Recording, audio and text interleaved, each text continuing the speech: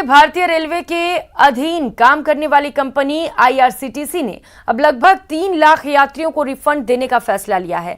इस फैसले की वजह बना है एक ऐसा शख्स जिसने सिर्फ 35 रुपए के लिए 5 साल तक केस लड़ा। राजस्थान के कोटा के रहने वाले शख्स ने 5 साल बाद ये लड़ाई जीत ली और अपने 35 रुपए हासिल कर लिए।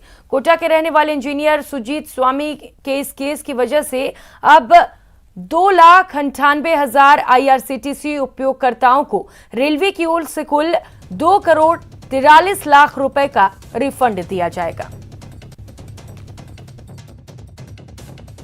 कहीं ना कहीं सबके लिए थी, लोगों के लिए थी, उन पैसेंजर के लिए थी जो 1-2 रुपए का ध्यान नहीं देते, लेकिन वो अमाउंट बाद में चलकर करोड़ों में बदल जाता है, जैसा कि आपके सामने आया भी है।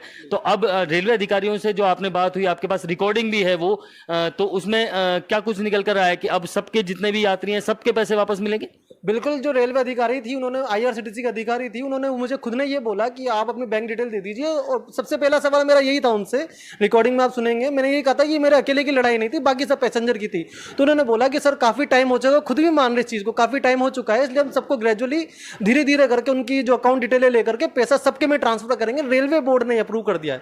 अच्छा, इसमें ताजुब की बात यह है कि इसमें रेलवे मिनिस्टर के जो सेक्रेटरी लेवल थे, finance ministry, railway board, IRCTC के बड़े बड़े अधिकारियों की मीटिंग हुई।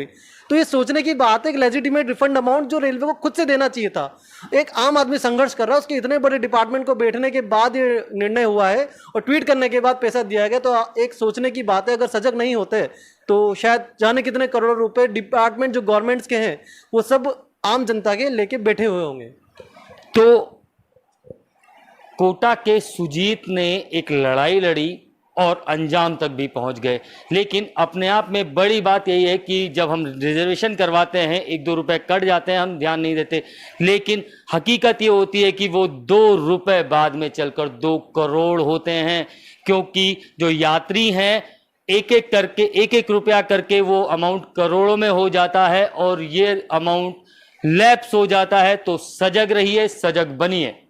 योगेश त्यागी, न्यूज़ 18 कोटा।